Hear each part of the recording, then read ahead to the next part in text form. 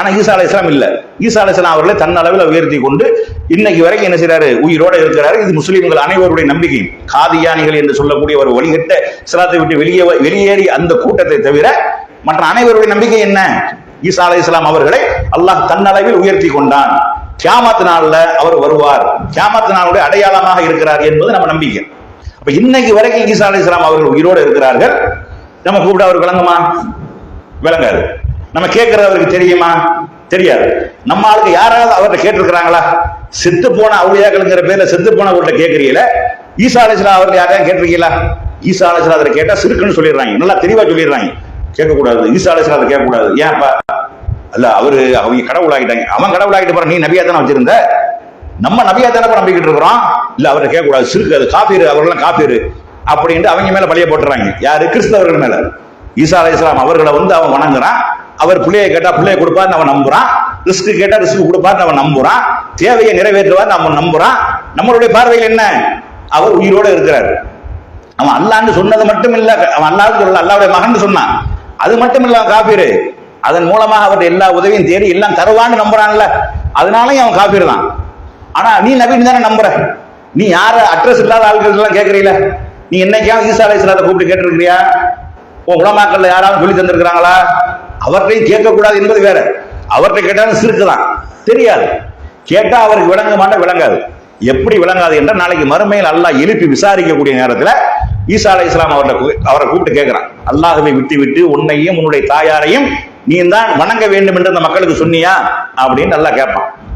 நாளைக்கு மறுமையில நிப்பாட்டு இருக்கக்கூடிய நேரத்தில் அந்த கிறிஸ்தவர்கள்லாம் என்ன செய்வாங்க? நிற்கக்கூடிய நேரத்தில் நம்முடைய அல்லாஹ்வுடைய மகன் வந்துட்டாப்புல, நம்மளை காப்பாத்தி கையை பிடிச்சி கூட்டிட்டு போயிடுவாப்புல, சொர்க்கத்துக்கு கூட்டிட்டு போயிடுவாப்புல அப்படின்னு அவங்க சந்தோஷமா இருக்கக்கூடிய அந்த நேரத்தில் ஈசா அலைஹிஸ்ஸலாம் அவர்களை கூப்பிடுவான்.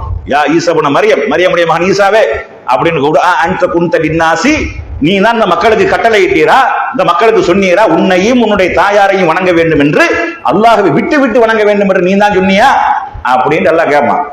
அப்ப அவர் சொல்லுவார், சுபஹானக, அல்லாஹ் நீ தூய்மையானவன். எனக்கு தெரியாது, நான் உயிரோடு அவர்களோடு வாழக்கூடிய காலம் வரைக்கும் நான் அவர்கள் என்ன செய்கிறார்கள் என்பதை நான் கண்காணித்துக் கொண்டிருந்தேன், அறிந்து கொண்டேன். நீ என்னை உயர்த்தியதுக்கு அப்புறம் அவங்க என்ன செஞ்சாங்கன்னு எனக்கு தெரியாது. நீ நாச்சு அவங்களாச்சு. நீ அவங்களை தண்டிச்சாலும் அவர்கள் உன்னுடைய அடிமைகள், நீ அவர்களை மன்னித்தாலும் அவர்கள் உன்னுடைய அடிமைகள் என்று கையை விரிச்சிடுவார். இப்ப இன்னைக்கு வரைக்கும் உசுரோடு இருக்கிற ஈசா அலைஹிஸ்ஸலாம் அவர்கள், ஈசா அலைஹிஸ்ஸலாம் அவர்களை கடவுளாக்கின விஷயம் ஈசா அலைஹிஸ்ஸலாம் அவர்களுக்கு தெரியாது. அவர்கள் வாழக்கூடிய காலத்தில் எவன் அவர் கடவுளாக ஆக்கவில்லை. ஈசா அலைஹிஸ்ஸலாம் அவர்களை கடவுள் என்று எவனும் சொல்லவில்லை. அந்த கிறிஸ்தவர்கள் சொல்லவில்லை, அந்த யூதர்கள் சொல்லவில்லை. இயேசுநாதர் கடவுள் என்று வாழக்கூடிய காலத்தில், ஈசா அலைஹிஸ்ஸலாம் அவர்கள் வாழ்ந்து இருக்கக்கூடிய காலத்தில் எவனும் சொல்லல. அவரை கைப்பற்றியதுக்கு அப்புறம் தான் சொன்னான். அப்ப அல்லாஹ் கூப்பிட்டு கேட்கக்கூடிய நேரத்தில் எனக்கு தெரியாதுன்றவர். அவங்க என்ன சொன்னாங்க எனக்கு எப்படி தெரியும்? என் உள்ளத்தில் என்ன இருக்குது என்பது உனக்கு தெரியும். ஆனா நீ என்ன அர்த்தத்துல கேட்கிற, என்ன காரணத்துக்காக கேட்கிற, எனக்கு எதுக்குன்றே எனக்கு தெரியாதுன்றவர். இப்படி கையை விரிச்சிடுவார் என்று வருது. இன்று வரைக்கும் உயிரோடு இருக்கக்கூடியவர், இன்றைக்கு ஈசா அலைஹிஸ்ஸலாம் அவர்கள் வணங்கப்பட்டுக் கொண்டிருக்கிறார்கள். அவர்களை வணங்குவதற்கு ஒரு கூட்டம் இருந்து கொண்டிருக்கிறது. அந்த விஷயம் ஈசா அலைஹிஸ்ஸலாம் அவர்களுக்கு தெரியாது என்றால், செத்து போன ஒருவருக்கு நீ தெரியும்னு நம்புறியா இல்லையா? இது எவ்வளவு பெரிய பாவம். என்னைக்கே மௌத்தா போன ஒரு ஆளு 1000 வருஷத்துக்கு முன்னாடி மௌத்தா போய் அடக்கம் பண்ணியாச்சு. அவரு கூப்பிட்டா ஏண்டு கேட்பாரு, வருவாரு. என்ன சொல்ல போனா அவருக்கு தமிழ் தெரியாது முதல்ல. இப்ப உதாரணமா நம்ம மொய்தீன் அப்துல் காதர் ஜிலானி எடுத்துக்கிறோமே, அவருக்கு தமிழ் தெரியுமா? தெரியாது. ஒருவேளை பாரிசி தெரிஞ்சாலும் தெரிஞ்சிருக்கலாம். ஏன்னா ஈராக்கு தொடர்புல இருக்கிறதுனால அவங்க ஈரான்காரங்க உள்ள வந்துட்டாங்க. ஈசா அலைஹிஸ்ஸலாம், அதாவது அலி ரலியல்லாஹு அவங்க, ஹுசைன் ரலியல்லாஹு அவர்கள் எல்லாம் இருக்கக்கூடிய காலத்திலேயே அந்த பாரசீகமும் ஈராக்கும் ஒன்றிணைந்து விட்டது. ஒருவேளை அவருக்கு பாரசீகம் தெரிஞ்சா தெரியும், அரபி தெரியும். இதை தவிர உருது தெரியுமா? உருது இப்ப 500 வருஷத்துக்கு முன்னாடி தான் உண்டான மொழி. இந்தி தெரியுமா? தெரியாது. தமிழ் தெரியுமா? தெரியாது. இங்கிலீஷ் தெரியுமா? தெரியாது. அவருக்கு வாழ்ந்த காலத்தில் இந்த மொழியெல்லாம் தெரியாது. ஆனா இவன் என்ன நம்புறான்டா, இங்கிலீஷ்ல கூப்பிட்டாலும் அவருக்கு விளங்கும்னு நம்புறான், தமிழ்ல கூப்பிட்டாலும் விளங்கும்னு நம்புறான், உருதுல கேட்டாலும் விளங்கும்னு நம்புறான். இது சரியான நம்பிக்கையா? ஒருத்தனுக்கு வாழும் போது ஒரு மொழி தெரியல. இப்ப எனக்கு பிரெஞ்சு மொழி தெரியாது. நீங்க உசுரோட இருக்கிற, நீங்க எனக்கு பிரெஞ்சுல பேசுறீங்க, எனக்கு விளங்குமா?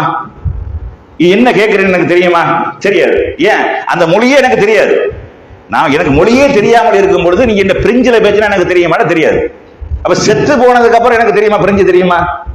உசுரோட இருக்கும் போதே தெரியாத மொழிகள் செத்து போனதுக்கு எப்படி தெரியும்?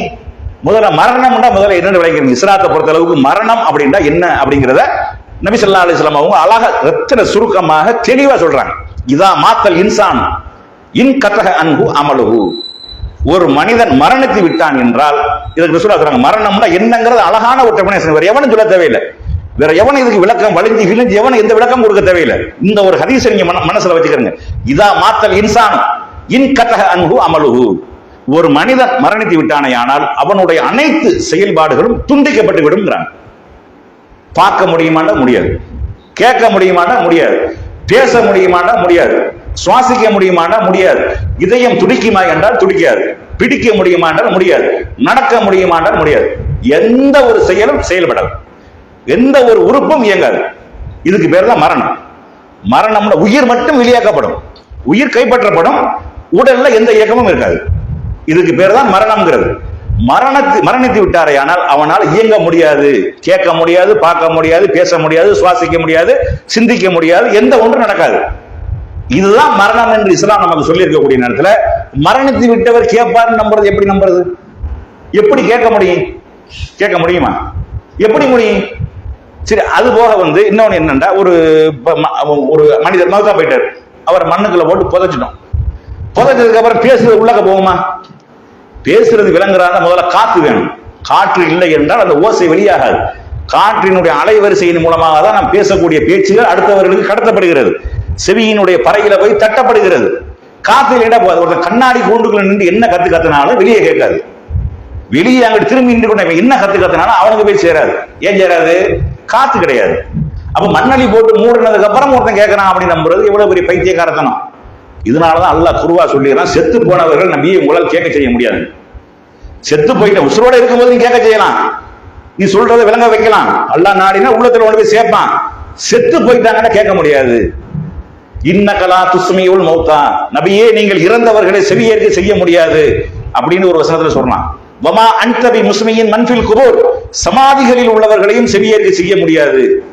மூத்தா போனையும் செவியேற்க செய்ய முடியாது. கபர்ல கொண்டு போய் வச்சு அடக்கம் பண்ணதுக்கு அப்புறமா அவர்களை உங்களால் செவியேற்க செய்ய வைக்க முடியாது என்று அல்லாஹ் அவ்வளவு தெளிவாக என்ன செஞ்சிருக்கிறான், சொல்லி இருக்கிறான்.